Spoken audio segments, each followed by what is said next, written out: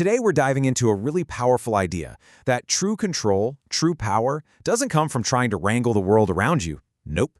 It comes from mastering the world inside you. We're going to unpack how your inner state isn't just reacting to what happens, it's actually creating it. So let's start with this quote, because it's everything. We often feel like we're just actors on a stage, totally at the mercy of some chaotic play we didn't sign up for. But what if we're not the actors? What if we're actually the writers? This is all about how you can pick up the pen and start writing your own script, no matter what's happening on stage. So where do we even begin with something so big? Well, we start with a foundational principle that kind of flips our whole understanding of reality upside down. It's the idea that your external world, it's just a mirror, a direct reflection of what's going on inside you. Now, this is an ancient idea from Hermetic philosophy, and it's pretty radical when you think about it. It's saying that if you want to change what you see out there, your job, your relationships, your health, you have to stop trying to polish the reflection in the mirror.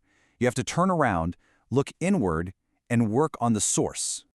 Okay, I know what you might be thinking. This sounds a little mystical, right? A little out there. But what's fascinating is that modern science is actually starting to catch up to this ancient wisdom. Neuroscientists, for example, can show us how our focus and our emotional state literally change our brain chemistry, which in turn changes what we even notice and perceive in the world. It all really boils down to one fundamental concept. According to these old teachings, everything in the universe, from a solid rock to a fleeting thought, is in constant motion. Everything is vibrating at its own unique frequency. And this isn't just some abstract idea. It's the key to understanding how our inner world actually goes about shaping our outer one. And that brings us to the law of resonance. Here's a great way to think about it. You are like a living, walking, talking tuning fork. The emotional frequency you're broadcasting, whether it's gratitude and joy or fear and resentment, is sending out a signal. The universe then just brings you people and experiences that match, that resonate with that same frequency. So the big takeaway here isn't that you're just a victim of circumstance, it's that you are the one setting the tone for your entire reality. Okay, so if our internal state is the cause, if we're the ones setting the tone, where do we actually get our hands on the controls? Well, it all happens in this tiny, almost invisible moment. It's a little gap between what happens to us and how we respond to it. Let's use a classic example we can all relate to, right? You're driving, and someone just swerves and cuts you off. That's the stimulus. It's an external event, it's totally outside of your control, it's annoying, and your gut instinct is just to react. But wait, what happens next is the most important part of this whole thing. This, right here, this pause. For most of us, it's a millisecond we don't even notice. But for the person who wants to master their inner world, this tiny space is everything. It's the birthplace of your freedom. It's where all your power is hiding. Because in that gap, you are not your anger. You are not your frustration. You're the observer. You're the one who gets to look at that anger and that frustration and decide what to do next. You get to choose the response. So, let's put a name on it. This gap of choice is that psychological space where we can shift from being a reactor, just a puppet of our circumstances, to being a creator. It's where we take back our sovereignty from the chaos of the outside world. And when you're in that gap, you're basically at a fork in the road. And as you can see, there are really only two paths you can take. The reactive path is automatic. It's driven by raw emotion, by whatever feeling pops up first. The proactive path, though, that's intentional. It's driven by your values, by who you've decided you want to be. One is a prison, the other is freedom. So how do we get better at choosing the proactive path? Well, for the how-to, we can turn to some of the greatest masters of the inner world that ever lived, the ancient Stoics. They developed this amazing, super practical toolkit for mastering that gap of choice. So the Stoics, they saw our mental process as a four-link chain. First, you have fantasia, the spark.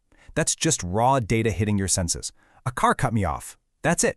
No story, no judgment, just data. Now the second link, and this is the most important one, is synthesis, the choice.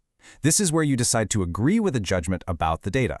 That was disrespectful. This is a terrible thing. The third link is horme, the motion.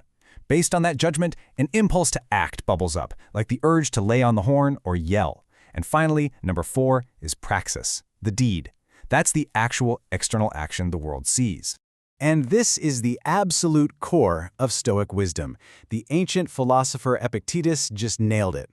The problem isn't the car cutting you off. The problem isn't the event itself. The problem is the judgment you attach to it in that second step. That is the only place your suffering is actually being created. This brings us to the master rule, the central operating principle that governs this entire system. It's the key to unlocking a truly sovereign self. Think of this as the Stoic shortcut. Don't worry about trying to control the initial spark. You can't. And don't wrestle with the final action if the judgment that caused it was flawed. No, focus all your energy on that second link, the choice, the judgment. Master what you agree to in your own mind, and you will master your entire life. So how do you know what to choose? How do you make the right judgment? You use this incredibly practical tool called the dichotomy of control. You just relentlessly sort everything in your life into two baskets. In one basket, you put all the things you absolutely cannot control. What other people do, their opinion of you, the weather, the final outcome of your efforts. In the other basket, you put the few things you can control. Your opinions, your actions, your ethics, your choices. The Stoic path is simple. Not easy, but simple. Pour 100% of your energy into that second basket and learn to accept and be indifferent to the first. All right, so that's the theory. But what does this actually look like in the real world? What's the payoff for doing all this inner work and mastering these tools? It looks like this. You become the calm in the eye of the storm. When everyone else around you is panicking, reacting, and getting swept away by chaos, you become a point of stability, a source of quiet, unshakable strength. We can call this the lighthouse effect. You're no longer a tiny boat being tossed around by the waves of external events, because you're anchored deep down to your internal values. And here's the cool part. Your calm doesn't just serve you. It becomes a beacon of light for everyone around you who's trying to navigate that same storm. And let me tell you, in a world that is so full of noise and reactivity, this kind of resilience, it's the ultimate competitive advantage. Let this one really sink in for a minute. Life is going to hand you all sorts of raw materials. Some of it will be beautiful. Some of it will be ugly. You don't get to choose the materials most of the time, but you, and only you, are the artist who decides what to create with them. Your response, that is the finished product. That is your art.